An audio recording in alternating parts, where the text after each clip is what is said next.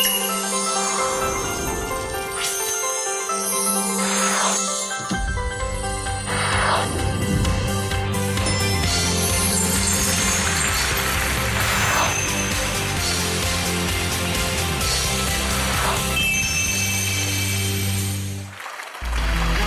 请主持人赵春。欢迎电视机前的观众朋友走进天津卫视的大型情感节目《爱情保卫战》，来看看今天我们请到的几位情感老师是谁？他们是媒体评论人于波红于老师，欢迎于老师；情感导师韩飞老师，欢迎韩飞老师；情感导师著名节目主持人严品宏老师，欢迎严老师；情感导师来自华谊嘉信的高级副总裁徐伟老师，欢迎。接下来的时间就分享4位老师的人生智慧，了解一下今天第一对嘉宾的基本情况。各位请看。我当初不顾父母的反对和他在一起，就是图他对我好。我只想和他有一个安稳的家，我对他百般信任。结果呢，他瞒着我给他2个女儿100多万，这就算了，都离了婚的前妻还给了100多万。我看他就没把我们这个家当家。既然他不顾我们这个家，我就带着儿子走了，我们两过算了。他现在吵着带着儿子走，什么意思？我是绝对不会同意的。我对他很好，平时他要什么我都给。那前期有那帮忙怎么了？我们家有这能力搭把手，毕竟是我女儿的妈妈，我做人做事不能那么无情无义。有请这对夫妻，有请。马先生，60岁，来自南京个体，有请马先生。袁女士，50岁，来自南京个体，有请袁女士，有请。这在一起有多少年了？两位？20年不到一点，19多一点。哦，都19年了。当时他开了一个清吧。哦，当时条件也不错，他是我老板，我呢是主管。他觉得我人挺好，比较慈善吧，就比较和蔼的那种，对所有客人都很和蔼，同事关系也不错啊，他对我很好。我当时也没想那么多，他跟我讲的时候，他是离婚的，前面有2任妻子，还有2个孩子。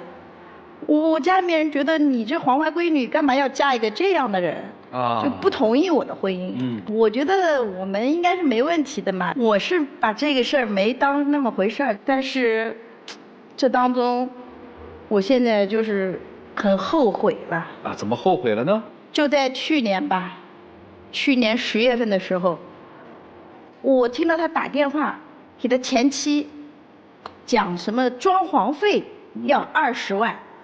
我听到都很纳闷啊，什么装潢费20万啊？我心里面说，你也没给过我什么装潢费20万之类的话，怎么还前妻还20万啊？我就是平时跟你要钱，你替我挺不错，我要个比如说5万啦、6万啦，你给，你从来也没开口过20万这么大的数字啊！这数字对我来讲，我听到很诧异啊，震惊啊！然后就问他叫我别管，他说你别管这个事情跟你没关系。我很生气啊！我怎么没关系呢？我跟他有个儿子啊，19岁了，面临的就是后面要用钱啊，这钱莫名其妙就出去了，我心里面肯定纳闷啊。虽然你是老板，没错，你以前是老板。当然这个钱嘛是给第2任的他的爸爸妈妈家的那个房子要装修，啊。你没跟我商量你就给钱。你也没告诉我家底是多少。我要跟你商量这些事情的话，你听到，你给到以后，你会第一你会心疼的，第2你肯定会生气的，这都就我肯定生气啊！你想想，你讲啊，懂啊？这就不谈了。然后完了以后，我心里面就想，你们莫名其妙给20万，那肯定之前说不定什么时候还给过什么钱。他有个柜子，我看他有时候偷偷摸摸的拿着钥匙。藏在一个地方，我呢也是留了个心，看他藏在哪儿了。因为我这个人呢，以前是大大咧咧的，自从出了他这事儿以后，我就没留了个心眼儿，我就留心眼儿了。然后我就去翻到那个钥匙，然后又翻出来一个汇款单，80万。我就很生气了，就拿着这80万又问他，我说这80万怎么回事儿？第二任嘛，他要那个爸爸妈妈嘛，当时在成都买房子，钱不够，他们家把那个老房子卖掉了，然后我再给他80万，就180万，他能在成都买个中等的房子。再说我要2女儿也讲话了爸爸支援吧，我肯定要同意啊。你看这就莫名其妙100万就出去了。我就在蒙在鼓里的情况下，100万没了，我儿子的着落还不知道在哪儿呢。而且我平时跟他呢，有时候我讲实在话，他对我还不错。有时候孩子去补个习我有时候会跟他讲，我说孩子补习需要个2万3万，他也给，只是有点会啰嗦。有时候会讲这个钱花的不值得。我本身来讲，你需要多少钱，我都会给你的，对不对？我问一句您在到底做什么买卖呀？我呢就是在26岁时候一直都开酒吧。现在做什么呀？还开酒吧吗？现在酒吧2年前我把我的房子租给人家开了因为呢这个我开始操作别的生意了。生意做得不错是吧？生意做得很好，但是呢我花钱呢他有点不懂。这个在我的思想当中呢，这钱要把它花出去，我才能有动力再继续苦钱我不花上去，我摆个地方觉得对没有用。俩闺女其实心里挺亏欠的呀。您这是在拿钱赎罪呢吧？对2个女儿来讲嘛，我还是给钱，也给每个月都给吗？还是他们有大挑费？大事大事的时候。什么是大事儿？您给了多少后来也给他知道了，但是我没有跟他当初给钱，我没有跟他汇报他也是在这个生我一个气，跟他天天闹。大女儿结婚的时候是我给58万这个2女儿结婚我给58万2个人都要平起平坐还有大女儿和2女儿在出国之前读书，在上海先过3个月的语言关我把他送到国外去读书，这个钱都是我的钱。我当时真的很生气他就背着我，你看200多万出去了我平时孩子去补个习跟他要钱，他还要嘱咐那个不必要花的钱就不要花了。也许他给儿子留的更多，您也想多了。他没告诉过我1分钱都没告诉过我。为什么不告诉妻子你们的财产有多少不是我的意思呢，给他少烦点事，你告诉他南京话就是讲，告诉他也没有用因为他在这个经济方面呢，他没有什么方向我认为我是把儿子的什么东西全部准备好了全都准备好了我现在什么的房子钱全部准备好了。他的呢？他的嘛也跟儿子在一起，我们3个人还是属于一家人同样的如此这个我们去年就是安葬是在9月份10月份就大葬了他就离家出走，把儿子也把他带跑的。我当然要带走了，你把我放在什么地位对我现在不带走儿子，我有什么来跟你再要求什么？你在这点做的有点过火怎么过火了？你想想你是怎么对待我的？你这个钱上面你一直没有告诉过我。你做生意，我承认你是老板，你有本事。但是我们的感情还是有的。我们也就是打工的，但是你也不能不尊重我对不对？我们现在是夫妻，你应该尊重我，你应该跟我协商一下，告诉我，我们有什么家底的多少，我多少钱准备给大女儿补偿，2女儿补偿，我觉得可以的情况，我也不是不同意的。我这个人，我觉得我还是挺好说话的人。我怕你知道这些事情呢，也胡思乱想平常有人吵架是什么藕断丝连，是不是你本来就藕断丝连，你想想看，你大女儿也好，2女儿也好，你都没少给，平时还要买点什么保健品送的去，我保健品我都没跟你计较了，对不对？你说，还给他什么父母买点，我是一点地位都没有。我现在就是觉得他最起码要尊重我。你心里有他吗？肯定有那你得尊重人家呀。就是为这个，你还是不放心他是吧？钱的方面，他整天到晚叽里叨咕。不是，你是不是还是不放心他呀？肯定放心。那你跟他交个底儿嘛，我不想给他知道，知道以后他们就南京把他胡思乱想，对不对？算了，我就不给他知道。好，那你不给他知道，他不是更胡思乱想吗？所以说呢，我就现在呢，我呢也跟他讲了，还是早点回来，我们把这个问题把它解决好。解决好以后，我们呢还是好好的生活。离家出走了是吧？我不离家不行啊，到现在他也没交底儿哎，他也没跟我说哦，你留给孩子多少，留给我多少，孩子读书什么都是我管的多，他都在外面做生意，我就像个乞讨者一样的，每次都跟你要点钱，对不对？你3万5万10万不是要要？你什么时候给过我10万的？你没要。我没要，是你从来都是每次跟你要钱，你就说你省着点啊，你不要乱花，你总是讲这样的话。你们在一起生活，生活费怎么办啊？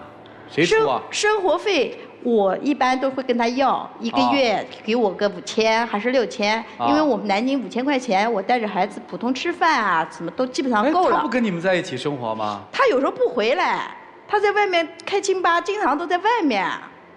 因为我这个很忙。他很忙的，有时候也见不到他。我基本上都我一个人带着孩子。业务的办公室，业务的卧室，我可以迟了，我就可以在那个卧室里面睡觉了。他也不怎么着家，今天都晚上很晚才回来，都跟孩子聚的也很少的。孩子基本上都是我长着孩子，我说什么孩子就基本上听着妈的，就是这样的。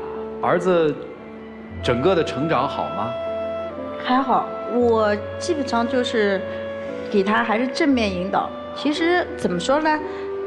不管怎么说呢，他在外面呢，我还是比较放心的。就是他爸爸在外面，我还是因为他基本上以工作为主吧。我有时候因为也是跟我同事关系不错，都给我透露他一些行为。但问题的关键就是，孩子呢，确实父爱上面他还不完全够，因为他最多就是给钱，就是跟他聚在一起，确实少，不然我也带不走。我讲实在话，他知道他爸爸还不错，在外面挣钱给他用，对，但是他不会有太大的概念，就是觉得家庭的温暖，比如说我们一起在一起去旅游一下，或者在一起朋友聚餐一下，我们这种基本上没有，因为我父母那儿不接受我，我家里面亲戚基本上都断掉这种关系，他那边家里面亲戚，我们也是基本上都不怎么聚。就难得，他工作忙，他大部分时间都在忙工作，他就在挣钱，他就是个机器。现在这儿子一走是害怕了，对吧？对，你怕什么呢？说心里话，儿子呢也小，对不对？19了，19了吧？对呀，19了可不小了，现在大男孩了。现在在扬州这个读大学当然给他带呢，我呢也放心，但是呢没有父爱了。想搞就没有父爱了所以说呢，我有时候打电话给儿子，我说一定要听妈妈的话，我说催妈妈还是早点回来吧。你现在等于是在扬州陪读还是怎么？你所谓的带他离家出走是怎么个意思？是这样的，孩子呢后来就是在扬州上那个厨师学校，我就靠在那个学校附近就租了个房子。怎么闺女送出去留学，儿子在上厨师学校啊？我。是他孩子学习成绩不大好，他自己喜欢这个，这就特别好。这个他倒是蛮满意的。然后呢，因为我们一直是带着他的，所以我就正好他爸爸。他知道他老爸其实还挺有钱的吗？他有点数，但是呢，他因为很隐瞒我们这个事儿，不然都不闹出这事儿来了。他隐瞒他的那些什么事儿，他只是觉得家里面反正够你们用的，你们要钱我这儿反正我跟他们财务讲一下，反正到时候你真的缺的，他讲大钱，你知道真的缺大钱，孩子比如说生个大病啊，你都不要烦神。我心里面想嘛，这个东西生病也花不了多少钱。最多不超过20、30万，我想吧，家底最多100万不得了了，我也不会想到他会呼噜就送出去100万，这后来又搞出了2个58万。这么跟您说几句吧，你先生其实脑子里面已经都规划好了，他是一个精明的商人，他把所有事情都规划好了。所谓精明的商人，他绝不允许自己的孩子胡来的，所以他对孩子其实是有规划的。你要相信他，他不告诉你这些钱，他是害怕他的儿子因为知道有很多钱，或者知道了底之后，他的儿子会变。说的对吧？对的。所以咱们把儿子这件事就扔在一边了，回归到本质上。如果您把他认定为是您的妻子的话，您最好跟他交点底，好不好？好的。这个不要在节目上交底了，这么隐私的事儿，回家交底去。至于您就听听老师们的一些建议我们一起进入丘比特问卷。老哥，离了婚的男人，不在于前期有情感和经济上的往来，这是对再婚妻子最起码的尊重。你看，前期的父母要买房子，一个电话你给80万；前期要装修房子，一个电话你给20万，你还真称得上是中国好前夫。那么对你来说，一切都是教训。他所有的钱都是你们夫妻的共同财产。他这么偷偷摸摸给前妻的钱，你不但有知情权，你还有所有权。你现在剑走偏锋，就是拿着儿子当筹码，对孩子公平吗？我希望你们不要影响孩子，不要把孩子来当筹码，其他我无话可说。韩老师，看似是拿着孩子的事情、儿子的事情，然后当筹码，跟钱有关系，说给前面的女儿们啊，跟前妻等等一系列的钱的问题。实际上你是在争夺儿子的这个所有权，你把孩子当成一个东西了。您呢生了一个东西，觉得我特自豪，哎呦，我继承了，我的生命得到延续了，我们家有儿子了。这边直接把儿子当做一个筹码，直接摁在这儿。我以前没把他当筹码，就是因为后来发生了这事儿以后，我实在生气。你是向着幸福的方向在奔跑吗？带着这个家庭，还是按照自己内心的满足自己内心个人欲望的那条路在奔跑？如果个人欲望就是深渊，如果真真正正把孩子、把对方、把自己当做一个独立的公民先来看，独立的人格来看的话，我觉得这才是向一个最基本的健康家庭的方向发展。谢谢韩老师。来，严老师，我觉得你来其实挺好的，你们两口子来挺好的。我相信可能在我们不熟知的某些领域，还有你们这样的存在。我觉得真是给这些妇女敲个警钟，有些妇女就是这样的，真的是愚昧的。好像我给一个男人，所谓的有些钱的男人生了个儿子，我就此生衣食无忧，我也没有大的贪心，只要这个男人供我母子一生保暖就行了。就这么糊里糊涂的牵着儿子过下半生吗？能不能觉醒一下，知道什么是自己的权利，什么是自己的义务，什么是自己的责任？我觉得你都不清楚，直到有一天发现那个什么转账记录，你才发现，哎呀，原来他有这么多钱，我一点都不知晓，我就2万3万的要的还挺开心的。这位先生，我真是没有见过你这样不尊重女性的人。你如果再这样的不尊重女性，不尊重眼前人，我真怕你以后孤独终老。哎，他带着儿子走了，你还有什么？所以醒醒吧，好不好？好的，谢谢严老师。齐总，老先生，问你个问题哈，这3个女人，你有爱过哪个吗？从目前来讲，肯定是爱我现在的老婆。没有，你没有爱过他们任何一个人。2个女儿和1个儿子，你有爱过谁吗？没有。你的内心是非常孤独寂寞的。你要真正爱你的孩子们，你得给陪伴吧，对不对？你要如果真正爱这些女人们，或者曾经爱过，你得掏心窝子吧，跟他们说心里话吧，有过吗？没有。你有相信过任何人吗？或者说，你有知道爱的滋味吗？没有。所以你也很可气，同时也很可怜啊，因为您60郎当了，有过3次婚姻了，但是你根本就没有体会到爱。你手里仅仅攥的是钱，你衡量他们也是用钱来衡量，你对他们所谓的爱也是用钱来表达的。你以为你给出去了20万、80万、58万，他们就能真正的爱你？不能。当他们每个人都会有自己的婚姻的、自己的感情的，尤其是越成长、越能接触到真正的爱的时候，他们会恨，他们会远离你，你会很寂寞。儿子你一定也是不了解的，因为你跟他相处时间就少，你生怕告诉他我有钱了，他会有其他想法。你以为你那点钱算什么呀？你以为人家知道了这点钱就会变得不务正业了吗？你把钱看得太重。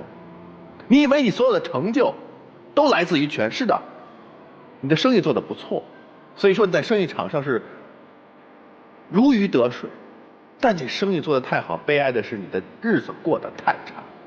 身边有没有一个真正你信得过的人？身边有没有真正你觉得是爱的人？或者说有没有人真正的爱你？都没有，你太可怜。现在也许还不太晚，如果真真正正能爱好这个眼前人，亡羊补牢啊，可能还有点机会，在你有生之年，你能够知道爱的滋味，否则你是白过了一生，白活了。女生也一样，如果你爱这个男人的话，你会在乎他那个钱吗？其实你不太在乎，否则你10几年、20年你才知道，哦，原来有这么多，他有这么多的钱。是的。但是你要知道自己的权利。如果说这个人不爱你的话，你就不是为他钱，你也有了孩子，你可以独立的生活，走你的呀。因为你是主管，在他公司打工，对不对？那他要付工资嘛。或者你有这个技能，你可以出去去谋一份生活。我觉得你跟儿子一样过得会很好，因为你不靠他，是不是？我现在就不靠他了。对呀。我现在就自己谋职啊。对呀，离开他，你看看他会怎么样？是的。他只有怕了，他只有知道自己错了，他才真正的改，真正的去爱上一个人。就这样。谢谢4位老师。我相信今天大哥会有很多的感触的，因为今天你们的视野应该会更大，夫妻之间坦诚相见，好好的聊一次。指望儿子给您养老送终啊，别指望我。以后您在榻前能够帮您的，我看还是这位女士，您现在的妻子，您心理上的妻子。因为说来说去，我看在这个世界上，对您是真有感情的，就是她。您别再把这点真情给人磨没了。你们好好的交一次心吧，时间很短，只有1分钟。说出自己的核心诉求，要什么说清楚。愿意给，出来；不愿意给，就在门后走开。一起进入真情60秒。是通过这个电台调解这些矛盾啊，我们呢这个心里面呢都知道了。以后我的这个家里面要用钱啊，用大钱啊，我要跟你商量啊。等回去以后，把家里面的数目的钱我全部都告诉你讲。还有我带儿子最近一个大事，我没告诉你讲。我带儿子又买了一套大房子。我还是希望你把身体搞好。知道。然后呢，我说实在话，你年龄也大了，你也不能老做机器，家庭温暖还是要有的，多跟孩子在一起。好的。我们像一家人一样的，不要把我们排斥在外面。好的。行了，2位请回吧，谢谢你们，请回，请开门。我是还真指望他们能全部出来。你看，好，哎，能出来就好。没问题嘛。来，这边，谢谢。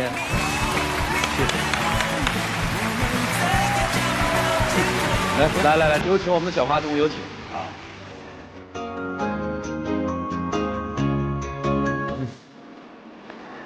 我们一个回到家还是好好的过日子啊。好了，你放心啊，这个我永远会爱你的。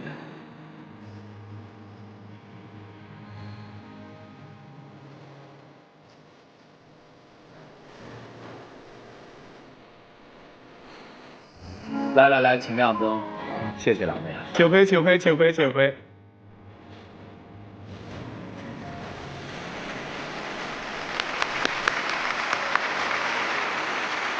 谢谢。我以为他现在对我和女儿好，是为了弥补我们，想重新回到这个家。开始我还觉得他是改过自新了，可没想到是为了骗我生2胎。我们家的经济条件本来就不好，又没人给我们带，我是承受不住的。我现在只想和他和女儿好好的过日子，有个安稳的家。以前我是不懂事，离婚后我也很后悔，现在我尽我所能弥补他和女儿。年前我和他说生2胎的事，他也同意了，女儿也没反对。怎么回了一趟娘家，过了年就全变了？我真的不知道他是怎么想的。掌声有请这对嘉宾，有请李先生，42岁，来自南京司机，有请李先生，有请。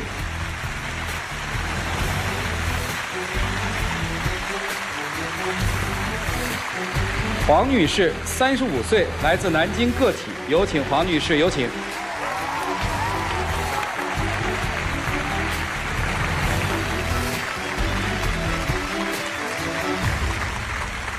欢迎2位哈，主持人好。好，这位是前夫。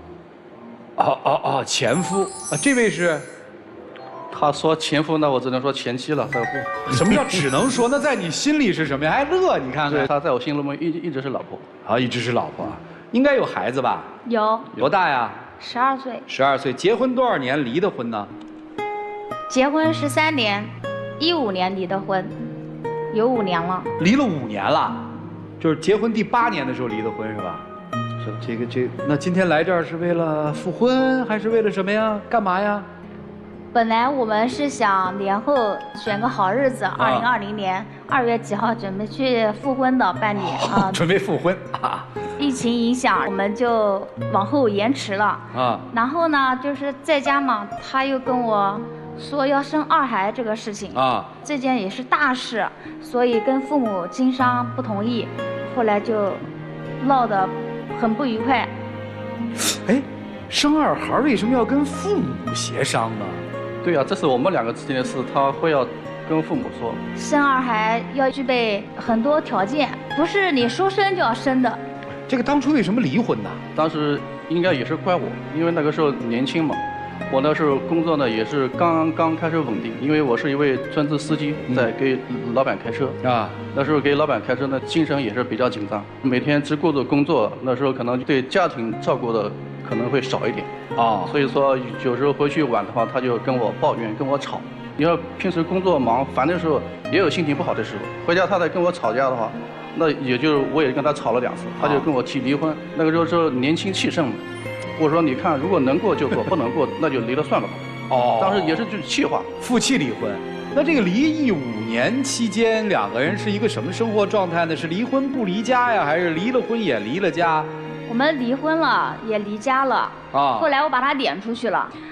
他呢，他老家是泗洪的，他家农村的嘛，穷一点。他家兄弟5个，他是老小。他母亲3岁的时候就不在了啊。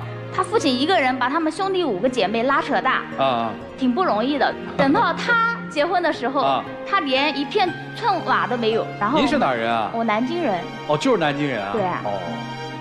然后我们自谈的恋爱，在南京工作时候认识的啊，谈了2年。后来呢，我就说他人农村人挺朴实的，也挺能挣钱的，对吧？也挺好的。我心想嘛，找一个这样的人过日子会比较稳妥一点，没有那么多花花肠子，对吧？啊，对。后来呢，我说你家没房子，那就我们家有嘛，就我妈就是给我腾出来一套房子给我们结婚用啊。什么酒席也是我们家操办的啊。他家条件不好，然后呢就兄弟姐妹7大姑8大姨凑个2万块钱，补充家里买一点家具家电什么的，也就用掉了。他结这个婚，你说还讨巧，就2万块钱，就把我搞定了。这个不是说讨巧不讨巧。好。你说你以后日子嘛，我们家人指望说，哎，你以后日子过得好了，以后我们什么都是你们的，对不对啊？对。你要这么一说呀，我豁然开朗了。为什么要提复婚生2娃，要跟自己的父母说，是这么个情况。你有点像倒插门是吧？这个有点像倒插门，有点像哈。那女儿谁带呢？跟谁过呢？跟我。这5年期间还有来往吗？夫妻之间？就是给生活费的时候联系一下啊，平常基本上很少联系，各自忙各自的呀。那怎么就想着复婚了呢？小孩那一次是搞学校庆典，老师要求父母双方都要到场，我就没办法，我就硬着头皮，你知道，一喊他父亲来，我就头皮发麻的那种感觉，你知道吧？我从来不求人，所以没办法。他小孩子闹说这样子难看，说老师万一知道说家庭不和谐，对我的对小孩的这个环境读书也有影响，所以呢，我就说那好吧。我就把他也喊来，我们一起去参加小孩子的这个学校庆典活动。活动结束了以后呢，就孩子挺高兴的，就拉着爸爸说我们一块儿找个饭店吃饭了。吃完饭了以后，又开车送我们回去，啊，然后又在家里面给我们孩子拾掇弄搞。这孩子呢就偷偷的跟我说，妈妈，他说能不能让爸爸今天晚上不走了？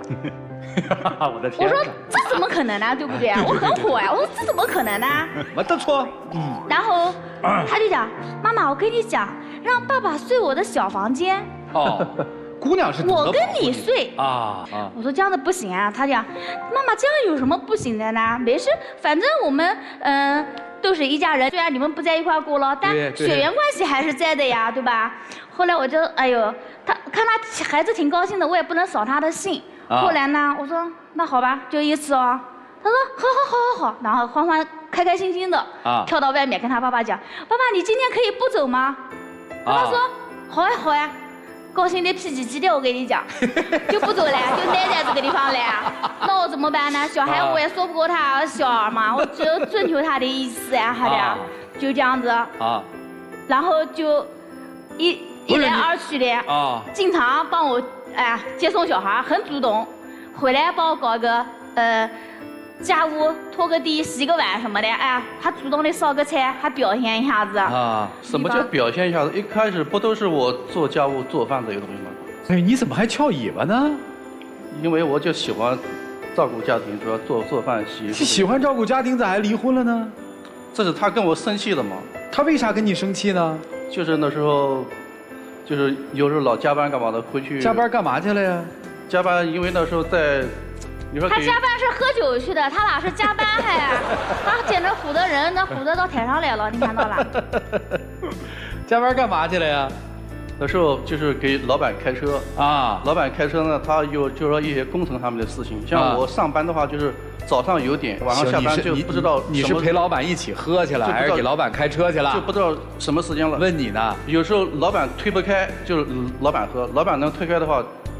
就我喝，你就陪老板应酬呗，是这意思吧？是这样。那你就说实话不就？他天天应酬，我跟你讲，一个星期最起码4天不来家，我跟你讲。懂了。那等于就这样一来二去，在女儿的这个关系之下，或者叫面子之下，这个曾经离异的夫妻又开始尝试着看能不能在一起生活了。对，因为这3年当中。我也试图努力的在寻找过，你倒是坦诚。对啊，这个因为现在这个社会就是很开放的，对不对？合适就搭伙过日子，对啊。我与其跟别人磨合搭伙过日子，还要重新来，浪费时间，浪费感情，那不如就这样子。明白。就原厂的拉回来修不得了，是吧？我说你要是改好了嘛，我就原谅你，还得在一起过日子，再组成一个完整的家，给孩子一个好的交代，不是一体面吗？对不对？哎，问问您你离婚之后你闲着了吗？这个我没找过，别人要给我介绍过，我也没看过。本来我们离婚也不是说感情破裂离婚，那时候我们是赌气离婚，但是我心里面还是一直爱着她，爱着女儿。就是你的意思，守身如玉，守了3年，多难，是这意思吧？我刚才也说了，就是上班有点，下班没点嘛，就是说我一般正常每天都上班，星期六、星期天有时候也不闲着，就是说周1到周5的话，就是正常给老板开车去谈客户干嘛的。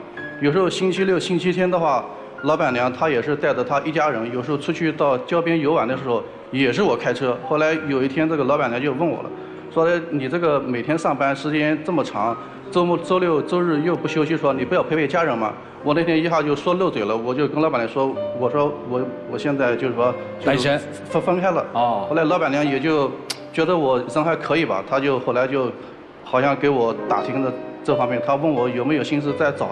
我说我本来是已经有老婆了，也有孩子了。我说我现在也不想找这些事情，所以我就一直没有谈到这些事情。老板对你也不错啊。很多人上班刚开始上2个月的时候就干不下去了，我就是干半年了。他有一天单独老板请我吃的饭，像朋友兄弟一样聊天那样的。老板主要看他人老实，然后呢，平常一些小事呢都指望他去给他打理掉了。对，为什么理解呢？一喊他就去了，他从来不推脱。我说带我们跟小孩出去玩去，周末了还对啊。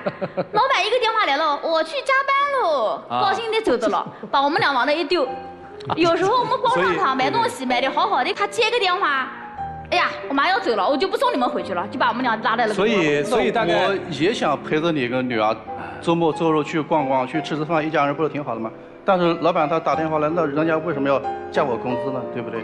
其实现在就是他的职业性质，他的名称叫司机。其实我们在职场都知道他现在到底扮演一个什么角色：陪酒员、家政服务员、保安、党头和司机。老板最相信的亲信嘛。这几个月在家待的，他跟我讲要生二孩，跟我讲的生二孩好多好处。其实当时我已经心动了，我已经心动了，但是我又模棱在家两可。待着闲着没事儿，你要生娃呀，你真是还洗脑，你知道吗？我都心动了。我都心动了，但是你说再生一个小孩儿，现在面临的很多问题都是要去考虑很周到的，还知道了？不是你今天说生，明天就能那个的，还知道了？闺女儿想要吗？哦，这个事情我就单独跟闺女聊过了。我说，你看你身边好多小朋友，家里边都有什么弟弟妹妹的，我说你想不想有？闺女儿多大呀？12岁。大的。后来我跟女儿这样说，女儿说那也好啊，说不管有个弟弟妹妹，也可以，别到晚就长大嘛，也多个亲人嘛。我还有问题要问啊，苏北地区确实经济不如苏南地区那么发达，家里那些亲戚什么的，你们走动的好吗？走动也走动，我们逢年过节会回家。就是平常呢，你看啊。他三哥家的时候盖房子，你说你没钱就不要盖3层楼、2层楼，你盖3层楼，你盖个平房算了，对不对啊？没得错。哎，跑过来借钱，自己家兄弟还得，你说你不给他一点，不借他一点，自己过不去这个面子。还我们也是城里面人，这面子拉不下来。你说5万没得吗？弄个3万，那是弄3万，对不对？借条还在这个地方，对吧？你大哥家小孩结婚的时候，你说你说弄了1万块钱不？是不是？每家都2个呀，1儿1女，他们那边都是这样子，1儿1女。大姐家的小孩去年过来了，是不是找的银行的工作？是不是？你说是不是带他找的？你说的这个不花钱啊，这些东西。是的，没得错。哎，你知道他为什么跟老板那么死心塌地？为人忠诚，踏实肯干。为什么他跟你逛着接老板娘，或者老板打个电话来，用你的话说他就走了？为什么？他敬业。我有一个词儿你要记住，士为知己者死。老板尊重他，老板没把他当乡下人看，这也是。老板把他当自己的兄弟看，至少老板表现的是这样。老板单独请他吃一顿饭，对他来说，那是别人看得起我。你从嫁给他开始，你看得起过他？你告诉我，咱就别说这婚付不付，孩子生不生，你现在看得起他吗？你可别说，哎呀，我再跟其他人磨合，我不如把原厂的找回来修吧修吧就凑合了。说真话，我们家人没看起过，你看得起吗？一直没看起过。你看得起？我就在纠正他们，说明我还是有点看得起，因为我们要过日子。还是有点看得起。因为我们要过日子的路还很长呀，好我要帮我父母啊。所以现在问题就出来了，复婚对吧？住哪儿？现在我们如果复婚的话，自己首付也可以买房。攒了不少钱啊。老板知道我离婚的时候，他第2年就给我加工资，一直加到现在，每年给我的一些红包也都还可以。所以这个我又没跟他说，我要跟他说的话，我又不知道他家里面会买多少包包。你说的这个首付买房是指在南京买是吧？在南京可以。出了什么马群呐、出了浦口那边了吗？还是都在这里头这范围内啊？除了市中心的话都可以。这就厉害了，南京房价现在很高的呀。可以啊，这个我没敢跟他，因为别说了啊！搬出去，生一个，养得了吗，大小姐？养不了哎，就是为了养不了这个发愁哎，我跟你讲，家里人不同意。首先没人。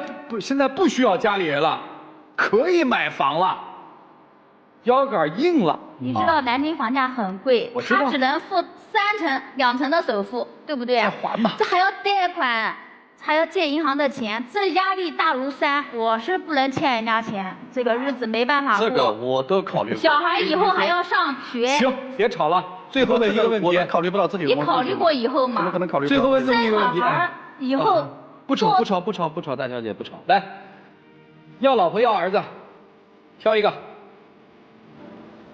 要老婆要儿子，那儿子还不知道在哪呢，肯定是要老婆啊，肯定要老婆。算你脑子清楚，啊，算你脑子清楚。你这问题可就难了啊，特别难。哎呀，要爹妈还是要老公啊？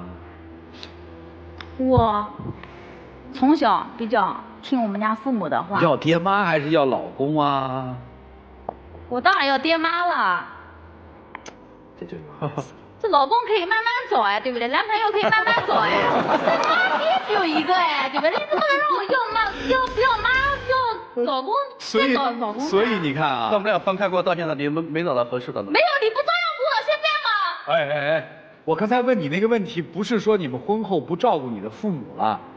我刚才那个问题，我就想知道，在你的生活当中，你的父母到底起多大的作用？这个用来是判断你们在生二娃的时候，父母的意见到底占多大。现在我知道了，答案确实要到了，您别起急。还有您弄清楚那个问题就行了。老婆是根本，没老婆就没儿子，是不是啊？是的。所以先得让老婆气顺了，你着什么急嘛？人家都动心了，自己一着急把事儿办坏了吧？你们听老师们的建议吧，我们一起进入丘比特问卷。但是我非常认真地问你一个问题：如果你的前妻她坚决不同意要二胎，你还会考虑复婚吗？复还是不复？所以因为这件事情，你回答我是还是不是？答案了，能回答吗？很重要。他坚决不考虑要二胎的话，我也还是跟他复婚。这个我心就放下了。真的，复婚归复婚，要二胎归要二胎。要二胎它不能成为复婚的一个重要原因和重要条件。从男人的角度，我和你说，你操之过急了，同时也要尊重你前妻的选择。再说了，他今天极力反对要二胎，他并不代表说明天依然是反对要二胎，这需要你不断的努力，让他感受到你对他那一种从来的爱，因为复婚就是幸福的重来，爱的重来。你把这一个彰显足了，我想有些问题你懂的，我也不说了，好吗？谢谢。好，谢谢波鸿老师。来，韩老师。大哥，你这算盘打得也够精的，两边都在打算盘。女方呢是明算盘打，哎呦要二胎嘛，这个我们爸妈不同意，这个钱怎么来啊？养孩子很贵的呀，我的生活不能得到保证啊，对不对？你将来我们要更大的房子，你也买不起啊。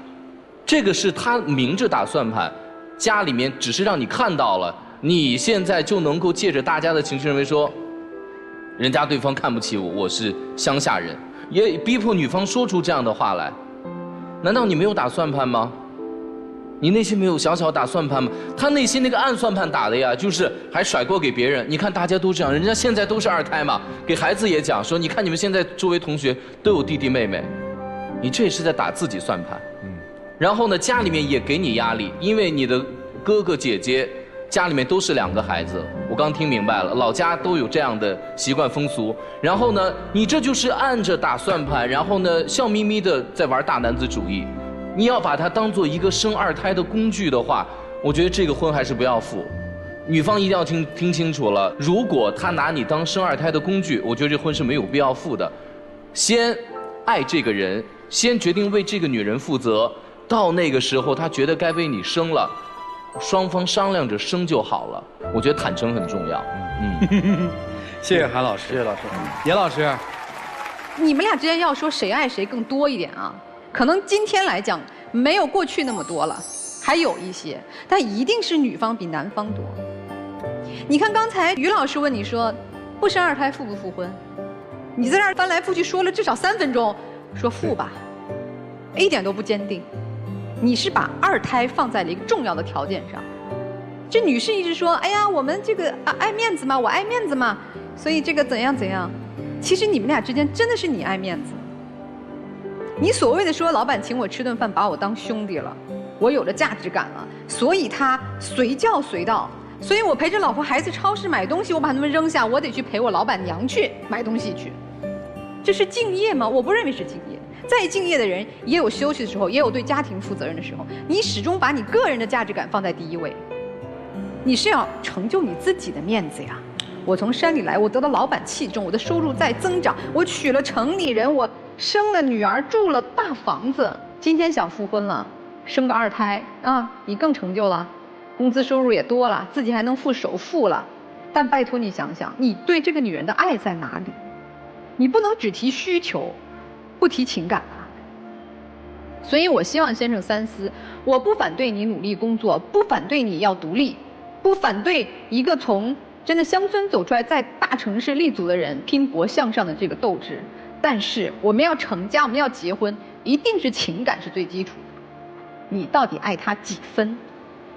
这个女士吧，是嘴上挺厉害的，但真的是个纸老虎哦。啊，人家一求二求，不用三求你就什么都答应。我觉得生二胎真的不着急，你还是要想清楚。你是个务实的人，你是爱面子，所以你找着这样一个男人，你认为他会给你面子，听你的，因为他是外地人，他会尊重你，不是这样。夫妻之间永远是平等，情感上永远是平等。即便最初你年轻漂亮，经济条件比他好，是本地人，这些在长久的夫妻关系中都不会再成为优势和砝码。唯一的优势是我们有多么愿意真心付出，是我们给这个家庭做了多少贡献。如果你真的看重他，想要和他复婚，我也希望你给到他更多的尊重，包括改改自己的脾气，好吗？二胎事儿放一放吧，先把两个人感情处理好。谢谢老师。徐总，我觉得问题非常大。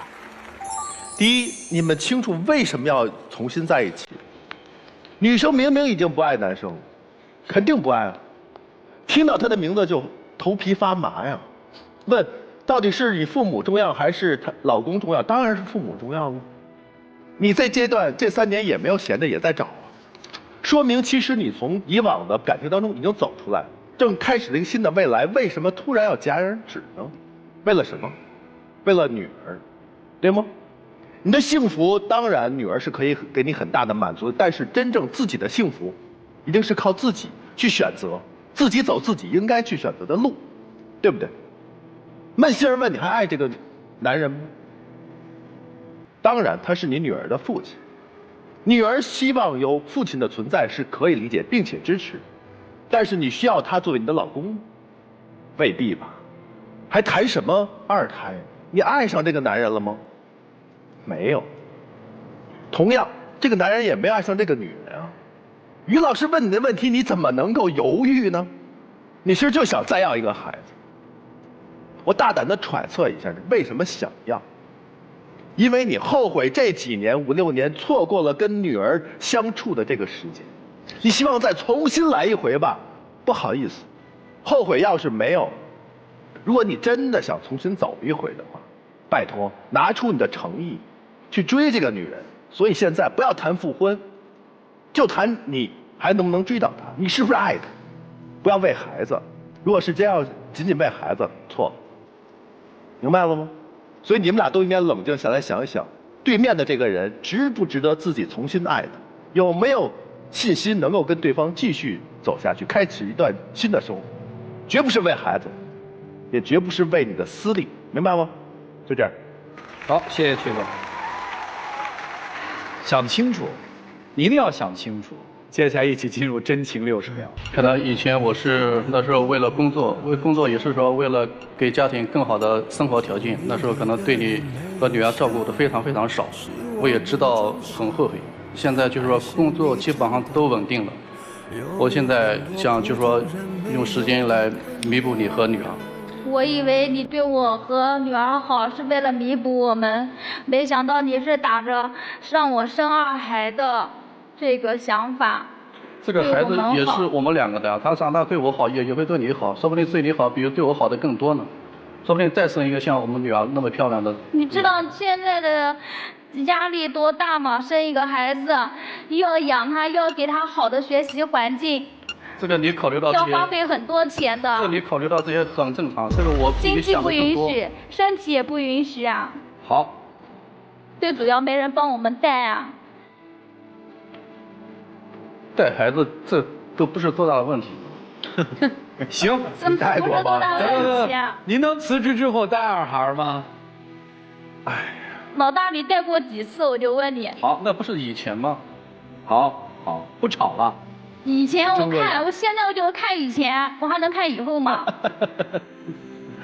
啊，所以先生，到底是为什么？自己想清楚，好吗？谢谢2位，请回，请回，请回，请开门。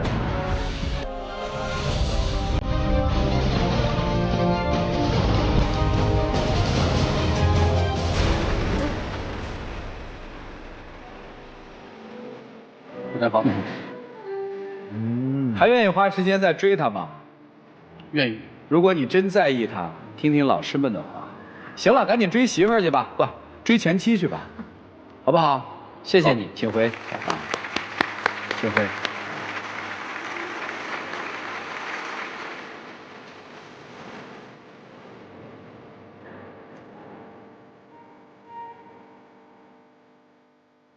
所以还是那句话吧，做一个独立的人，有独立的思考能力，对生活来说多么的重要啊！哎，这结局就是让人舒心，你知道吧？对，最舒心的就是半年以后，咱再收到消息，说我们踏踏实实的复婚了，我们破镜重圆了，但真不是现在，时机不对。电视机前的观众朋友，请扫描屏幕下方的2维码，下载京云 APP， 了解更多的新闻资讯。接下来有请我们的老师进入到京云中央厨房。有网友提问说，我们没有在一起之前，男友自己爱玩欠下的贷款，我该帮他还吗？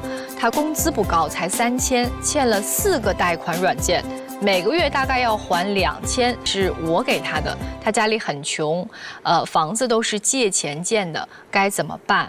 我不知道你是否该帮他还这个债，但我只知道，如果一个有责任、有担当、真正爱你的男人，他是不忍心也不舍得让你跟他一起背他过去的债。